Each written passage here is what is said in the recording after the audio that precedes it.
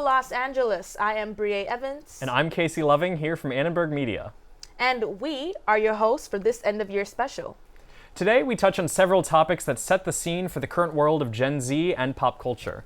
From entertainment, fashion, and sports. Not to mention a panel discussion about the cost of romance in our current society. We're shining a spotlight on what's trending now and taking a deep dive into how money plays a role in it all. It's time to set the scene. Queen Bee is back and more expensive than ever. Following her win for Album of the Year at the 67th Grammy Awards, Beyoncé is currently in Los Angeles for her Cowboy Carter tour. But as ticket prices are rising for concerts of all kinds, are students having a tough time getting back on the horse? Our reporter Sierra Carpenter sets the scene from the rodeo. How does the location and price of your seat impact your concert experience? I went to 2 days of Beyoncé's Cowboy Carter tour in SoFi Stadium and asked around to see how people felt about this question. I was in section 523 and my ticket was like 100 something. I feel like the difference between tickets was so crazy. The next level up was like $400 or $500, so I was like, okay, I'm comfortable staying all the way back because that's too much. Some fans received concert tickets as a gift and spent money on their outfits. Isaiah ended up standing by the bar for a closer view. I needed a better view, and I've never had nosebleeds in my life. So I was like, in order for me to really have that experience, I want to be able to see Beyonce and not have her like an ant. On night 2, I had a much clearer view of the stage and entered a VIP section in 300 level. While I spent $250, this group paid. With all the fees, $652. While many have been complaining about the rising cost in tickets, you have to ask yourself, was it worth it? Both concerts featured live vocals, amazing lights, interpolations from one song to another, such as this one.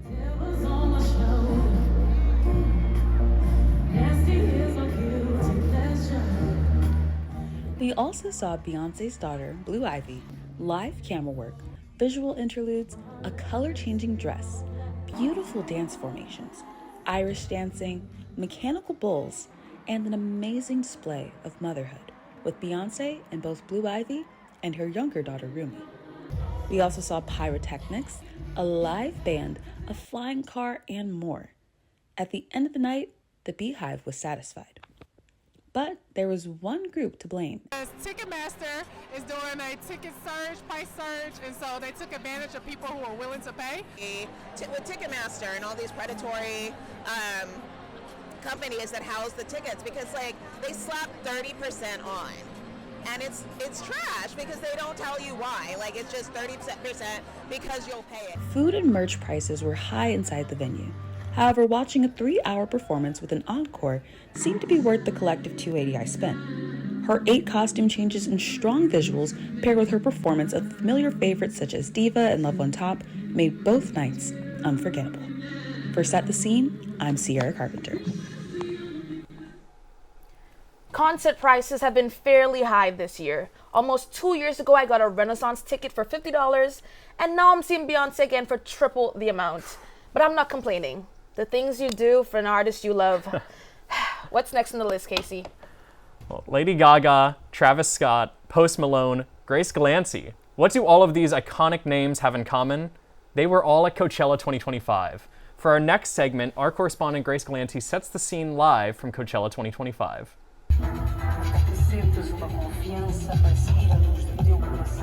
Every year, hundreds of thousands flock to the desert for the music festival of the year, Coachella.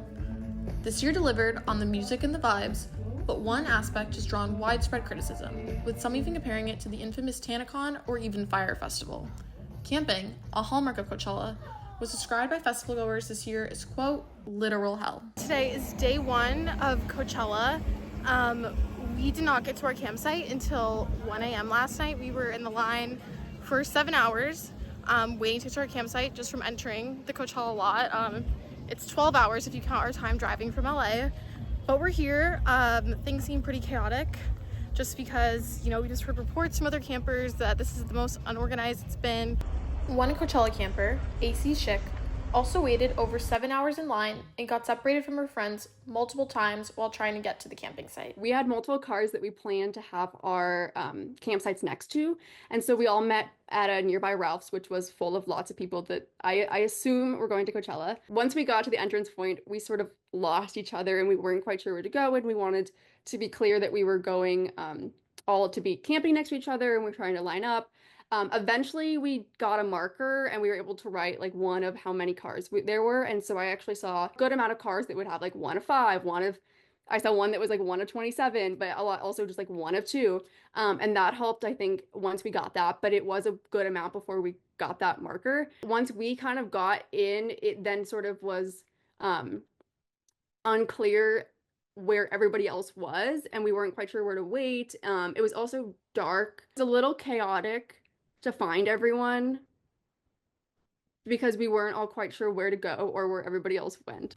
Despite the camping chaos, AC says that the rest of the festival went completely smoothly. My experience was after the entrance, the rest of Coachella was pretty well run. In fact, performances from artists like Lady Gaga, Charli XCX, and Megan Thee Stallion received rave reviews from festival goers, including AC. I would wait in line for Coachella because it's just such a great experience to see so many amazing artists and to just get out of the city and experience the desert. I've followed weekend 1 of Coachella, and I must say Megan Thee Stallion and the women features she brought out on stage were showstoppers. An amazing performance all around. Don't you agree? Absolutely. Yeah. Okay, what's next on the topic, Casey? Well, speaking of music festivals, next we're going to check in with Misa to see what's going on with African music for the rest of the year. Misa? African music is indeed the topic for the rest of the year, Casey. The popularity of African music around the world means more opportunities to see African musicians perform. Dance challenges, viral DJ performances, and increased coverage across social and traditional media have made genres like Amapiano and Afrobeats more accessible. But not only are people dancing to the music, they're traveling for it too. Rema's He Is tour, for example, features 9 U.S. cities in addition to shows across Europe and Asia. I love Afro Nation. That's so good. Good vibe. Good people. Nice energy. I love it. In Portugal, the annual Afro Nation Festival will be headlined by the likes of Mary J. Blige, Chris Brown, Thames, Scorpion Kings, Uncle Waffles, and more. While concerts and festivals will always be entertaining, nothing beats enjoying African music than being in Africa to hear it. Nigeria and Ghana's festive season, known as Deti December, takes place from around Christmas to the New Year. South Africa's festive season kicks off from about September and is known as Silly Season. But the official festive season is marked by the phrase Gidizemba, meaning it's December. But remember, December isn't merely a season, it's a lifestyle. If you've been enjoying African music, get your passports ready. Then book your flights, your hotels, even your event tickets to become your own minister of enjoyment. And as said in South Africa, Masambe, let's go. I must say, Casey, I'm from the Caribbean and I am a lover of African music. Both Afro Nation and Deti December have been events that my friends and I have been looking to attend. Might I add, Mary J. Blige is making her debut at this year's Afro Nation in Portugal, and I think you and I should go. We should go? Let's go right now. Do we have that in the budget?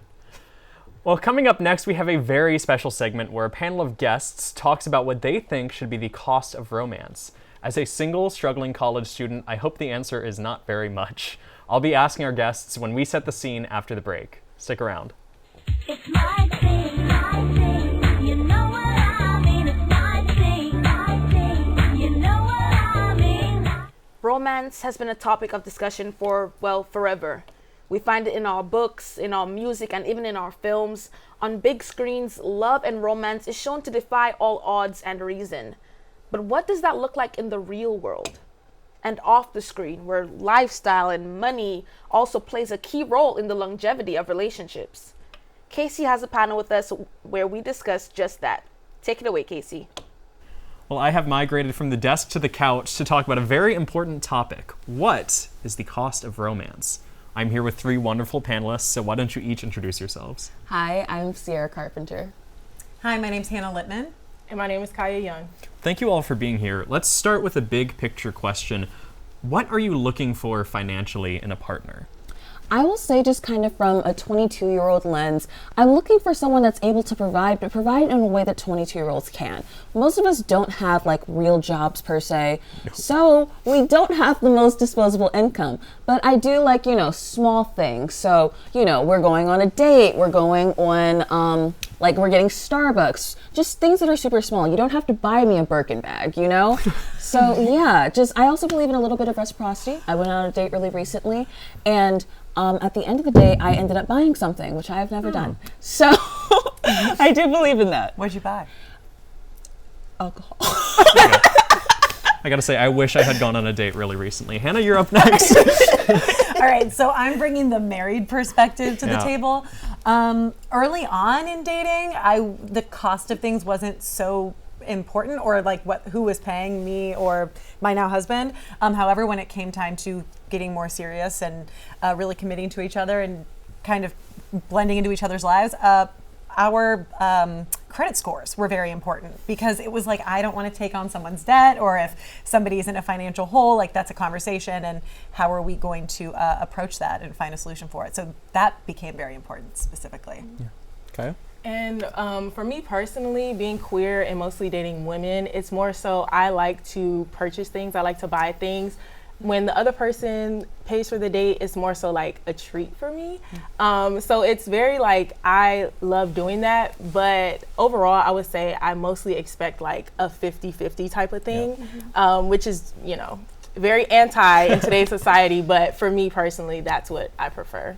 Yeah, well, I'm going to look into my camera when I say this. I have a great credit score for whoever is keeping track at home. I just want to put that out there. So let's talk a bit more about the first date scenario. I know that it's a very heated topic about who is going to pay for the first date. Do any of you outright refuse to pay for the first date? Yeah. Speak your truth. Speak your truth. Why should I pay for things? Yeah. So I will say, from my perspective, I am going out with men. So most of the time, men feel like it's their obligation anyways to pay on the first date. So why stop them? Yeah. Why stop them? That's a great question. I stopped Riley on our first date because I didn't want the pressure of having to say yes to a second date. And it was I wasn't sure how I felt yet. So I was like, let me pay for my own margarita. And then he paid when I went to the restroom, and that was like, rubbed me the wrong way. Like, I wanted to pay for my own drink. So when would you let someone pay for the first date? I don't know. Date number? For me, I don't know if there's like a date number. It's a vibe thing where like, okay. You don't have a rule book? I'm okay. No, like, I'm okay with you, I guess, like taking care of me in this way right now, but that requires a certain level of vulnerability, which I don't know if that's there for me on the first date. And I agree as well. I more so like to pay, just so, like you said, there's no obligation to a second date, because most times I agree to first dates, or I pursue first dates because I'm like kind of bored. So it's like, I might not feel like that next week or later on down the line. But I truly believe that whoever asks whoever on the date is the one who has to pay. I will just say, so normally the men are asking me on a date, but I don't feel this guilt that you guys are talking about. I'm sorry. I went on multiple dates when I was living out of the country that were first dates, and then I blocked them the morning after because they were insane. Blocked? Some of them were insane. That's fair. Sometimes people Be are liberal with the block button. That is my life philosophy. Yes. Sure. So, okay, let's be honest. Has anyone here taken up the offer of a first date to get a free meal? Has that ever happened? I can pay for my own food. Yeah, right.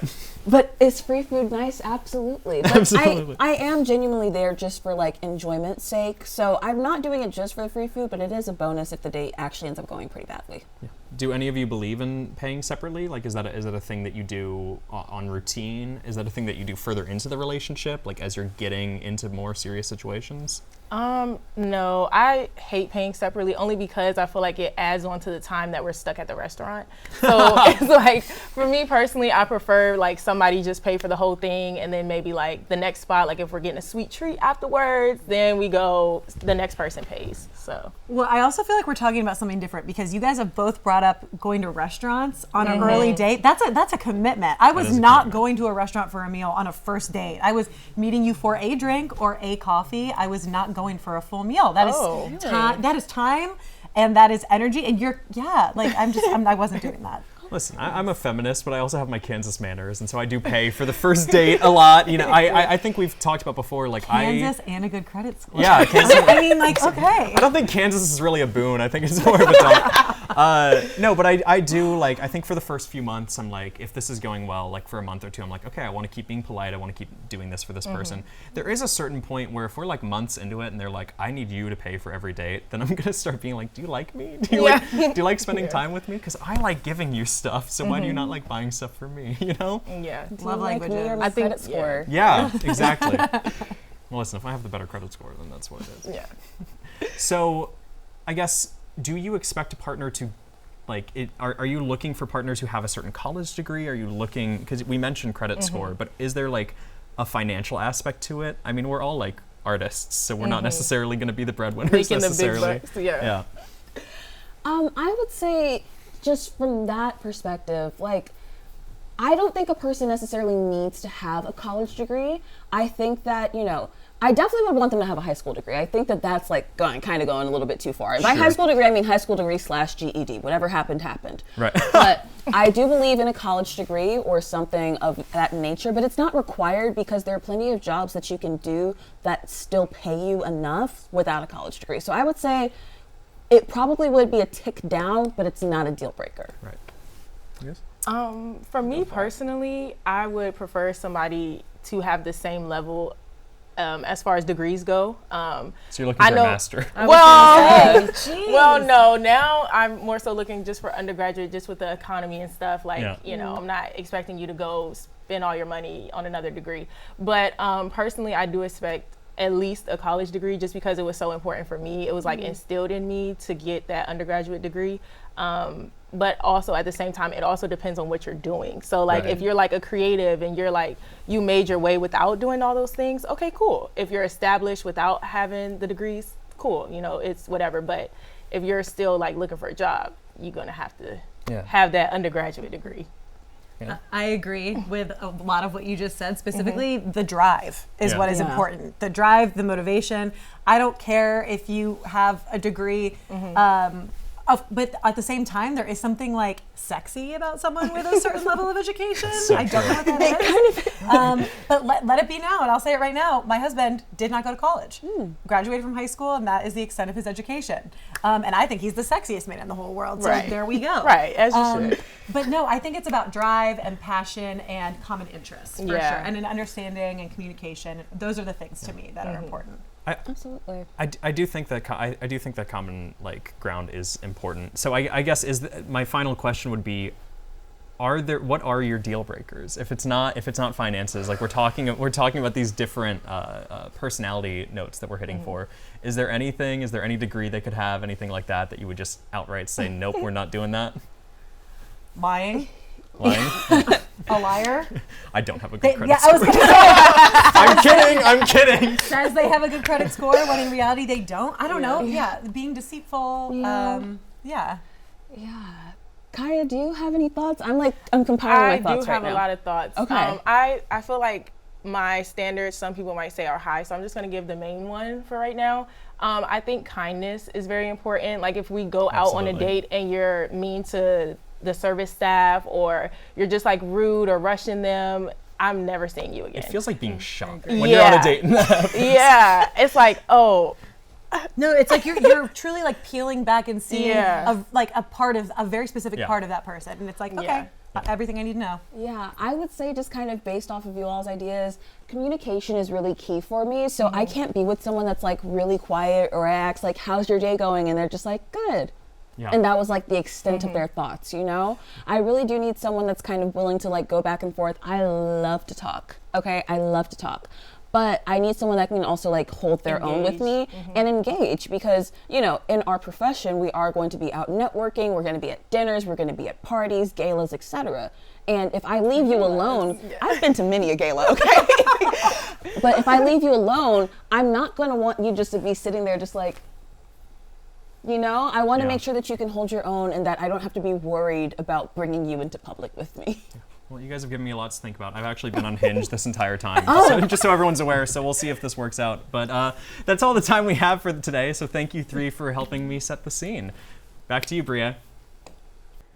Well, that was a fabulous discussion. The panel touched on many points and perspectives, and I was left with many takeaways. I guess the biggest one being that although the price of eggs do affect your weekly grocery shopping, it doesn't quite affect your dating life. It's all about personality. But I'm single, so who am I to talk? I mean, is it my personality? Anyway, stay tuned for more. It's my thing, you know what I mean. It's my thing, you know what I mean. You know, I believe the great Nicole Kidman once set the scene by saying, "We come to this place for magic." She was, of course, talking about the movies! Coming up, Brie and I break down some of summer's biggest blockbusters. Then we look at Hollywood, the Met Gala, the WNBA, and more. Brie, what do we have first? If you look in the sky and it's not a bird, plane, or Superman, it might be Tom Cruise doing a stunt. Our lives are the sum of our choices.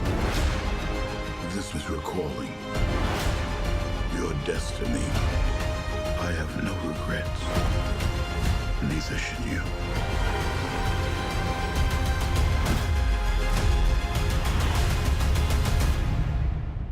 I need you to trust me. One last time.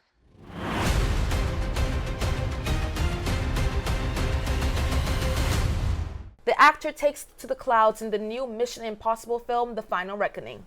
It's the 8th and last movie in the MI franchise and cost around $400 million to produce. For context, the first movie came out in 1996 and had a budget of $80 million. MI8 finds Ethan Hunt, played by Tom Cruise, in a fight for his life as he tracks down an AI weapon that threatens humanity. That airplane stunt might be impressive, but director Christopher McQuarrie said there's a really high-stress antic in the film that the trailer doesn't show. For any big MI fans out there, The Final Reckoning will also be screening in LA on May 23rd. The movie might be nearly 3 hours long, but Tom Cruise's fans might be willing to stay in line longer than that to see what this final Mission Impossible film has in store. Brie, I have to ask, are you a Mission Impossible stan? I can't say I'm as hardcore of a fan to be called a stan, but I have seen Tom Cruise's stunt like once. Once? One good time. I watched a Mission Impossible movie for probably the 30th time in my life last night. Yeah. But can you guess what movie I'm looking forward to even more than Mission Impossible this summer? Let me ask you a few questions Absolutely. first, Casey. Okay, where are you from? Kansas. Okay, Kansas. Do you have any pets? I have a dog. What's their name? Kal-El. From Kansas has a dog named Kal-El. I think that's Superman. It's Superman. Look up in the sky. It's a bird. It's a plane. No, it is the summer of Superman. And Warner Brothers has already begun its new marketing campaign for the reported $350 million film.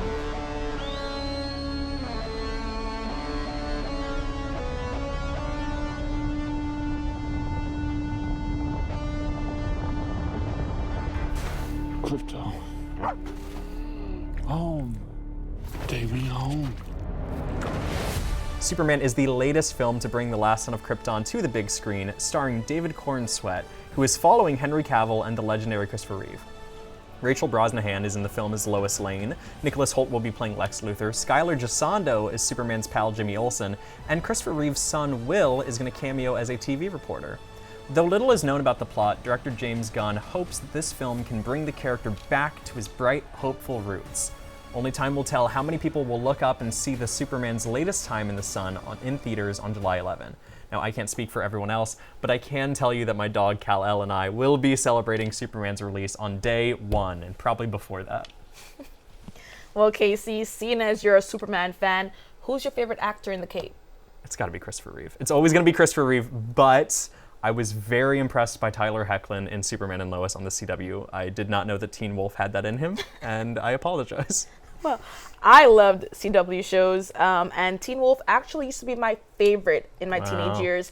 Not that that was many years ago, but I loved TV then and I love TV now. And not to mention, I love films, especially those with a phenomenal black cast, like the ones we've been seeing in the past few years. Let's hear more from Yvonne with her story on black actors in Hollywood. With the popularity of African culture within Hollywood, the rise of African actors and actresses within American TV and films has become more common. This year, films like Wicked for Good, The Woman in the Yard, and Hurry Up Tomorrow grace our screens.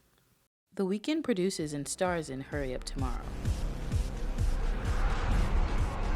Stop self-doubting, you're fucking invincible.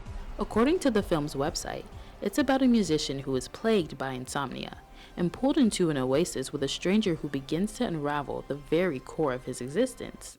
For many people with African descent, representation within American media was scarce and wasn't always a welcoming place. The Weeknd touches upon this in an interview with Zane Lowe. I really represent, where I come from and the culture that I'm from, because there aren't many Ethiopian artists, like American, Canadian pop artists. Last year, the box office hit Wicked starred Nigerian actress Cynthia Erivo, alongside Ariana Grande. The sequel is set to release November 21st, and fans are anticipating to see how the story unfolds. Popular TikTok creator Kamra Carr passionately discusses how Erivo's role made her feel seen as a Black woman. It is literally the Black experience, it is the Black experience as a Black woman. Cynthia Erivo discusses what her heritage and representation mean to her.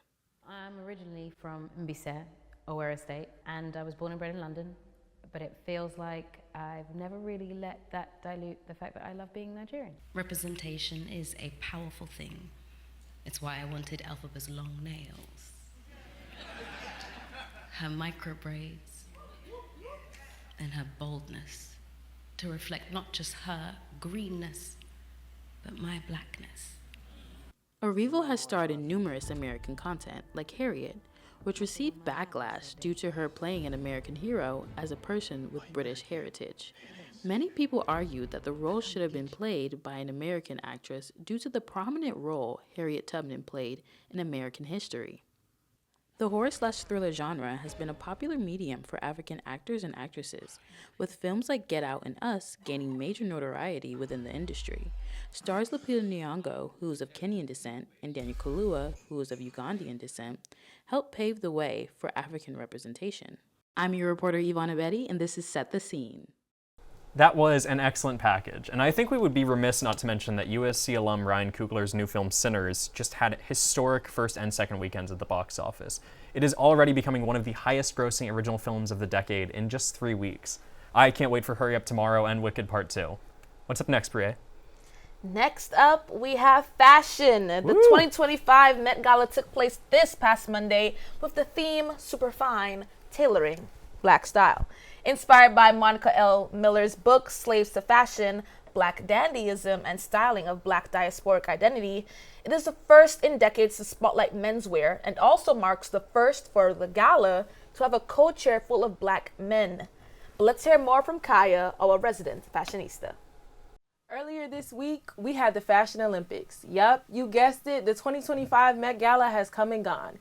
This year's theme was Black Dandyism, which in layman's terms is a cultural phenomenon where Black individuals, more specifically Black men, use fashion as a form of self-expression. Since 1948, people have wondered about the exclusivity of the Met and how much they would have to pay for a ticket to go. The Met Gala is so much more than a red carpet, a fashion show, or an event.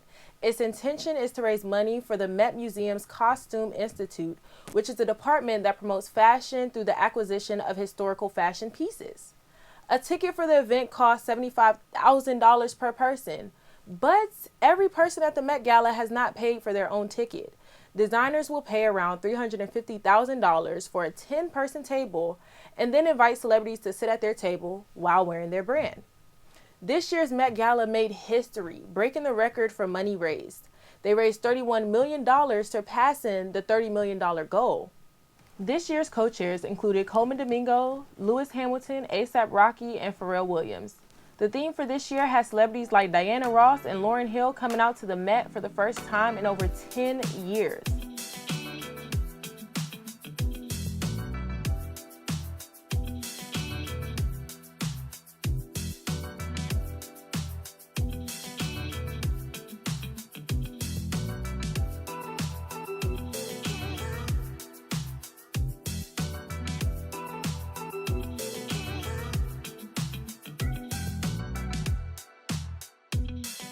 Pharrell Williams is not only a co-chair, but he is currently the creative director of Louis Vuitton Men, so they were one of the brands who paid the price for a table. hosting celebrities like Doechii and Sabrina Carpenter.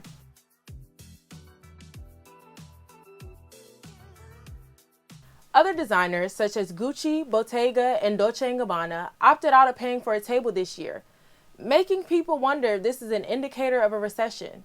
What do you guys think? I just want to give a shout out to Pharrell for giving it the old college try this year. You'll get him next year, buddy. You could genuinely ask 1,000 people at USC, and I think every single one of them would do a better job reporting about the Met Gala than I could. And I don't even mean journalism or fashion students. I mean, like, probably kids at the Marshall Business School could wipe the floor with me. I was at a friend's birthday dinner the other week, and 4 people asked me, "Why do you look like that?" And then the same thing happened this weekend at a party with our graduate cohort. I mean, why do you look like that? I don't know. I try to look cute. I try to look good, and it never works out. Well, I'm with you on that one, Casey. I may not understand the intricacies of fashion do's and don'ts, but you know what I do get? Good food. I'm a major foodie, and all I do is talk about food. Ask anybody. Fortunately for me, we are talking about food again today. Our reporter Hannah speaks to food lover, creator, and author Alex Traeger on just that. Hey everyone, it's Hannah Drake Littman, and today I am here with culinary content creator, and now she can officially add cookbook author to her resume, Miss Alex Traeger. How I have come to know you and how so many people around the world have come to know you is from the amazing community that you've built on social media. One of the essential parts of all of your videos are the bloopers or the mess. Are all of those bloopers real, or do you fake any of them? I'm really, it's shocking how clumsy I am. But I can cook. Like, I really am a good cook. I feel like this is the perfect moment for us to talk about your book.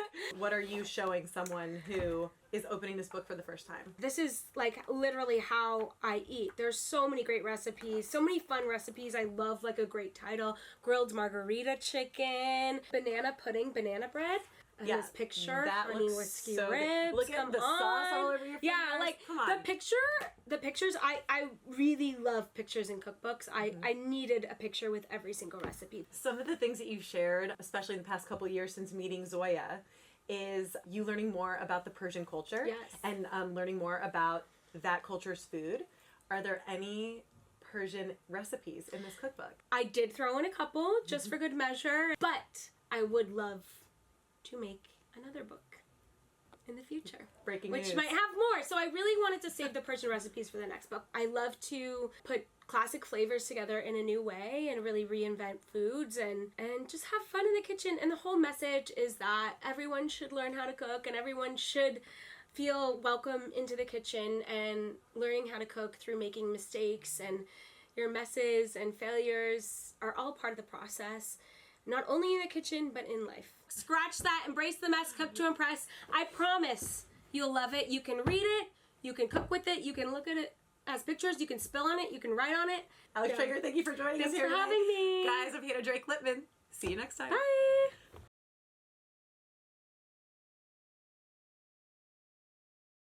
Wasn't that interview great? I mean, I was standing behind the camera for that, and I literally thought that they knew each other for the first 5 minutes. I don't think that I speak to my relatives that comfortably.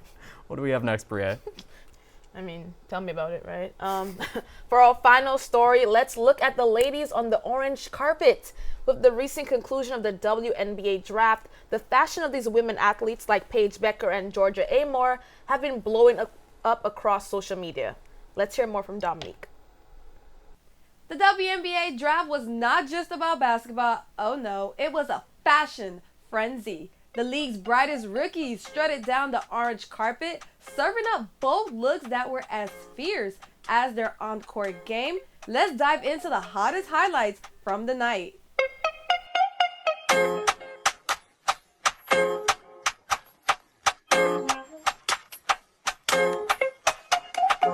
Fresh off a national championship win, UConn's Paige Buckers made a statement as the #1 pick of the 2025 draft, dressed in the chic Coach ensemble. It's an all-Coach custom piece. I've been working together with them for the past week, trying to get it all together, but I didn't really give them, I gave them pretty broad guidelines. I just wanted some sparkles, some bedazzled. Definitely had to switch it up from the all-white, and that turned out pretty fire. Paige proved she's got more than just hoop skills, she's got swag for days. But Paige wasn't alone in the fashion game. Dominique Malonga, Sonia Citron, and Kiki Ariafin turned heads each with their own twist on the orange carpet glam. One of the biggest moments of the carpet was Mystics guard Georgia Amore's outfit, styled by NBA player Russell Westbrook. This marked the first time an athlete dressed another athlete for a draft. Good friend Russell Westbrook designed it, honor the gift. So I sent him, I wanted a skirt, I wanted a crop blazer, and he ran with the fabric and everything. So he was like the creative director, I guess, and I love it, I adore it. It's a truly honor to be able to do something so grateful and so honorable, and I'm grateful for the experience and being able to create and be in my position to be able to do that first time ever, and I'm grateful for the opportunity. But the night wasn't just about who wore what, it's about a brand new era for the WNBA. With the growing partnership with Coach, it's clear that fashion is officially a game changer in women's basketball. From luxury labels to bold silhouettes, the 2025 WNBA draft was one for the books. Who do you think rocked the carpet the hardest? Stay tuned for more. We'll keep you in the loop from all the best looks from your favorite athletes. Covering the WNBA for Set the Scene, I am Dominique Williams. Well, that is all we have for this episode of Set the Scene. Brie, I have to say, I think that we might beat John Mulaney for Best New Talk Show of 2025. Maybe. Let's be more confident. We're definitely beating John Mulaney. Beating you, John Mulaney. Watch out. Right. And with that, the scene is set. Thank you for joining us and have a good day, LA. Bye. It's my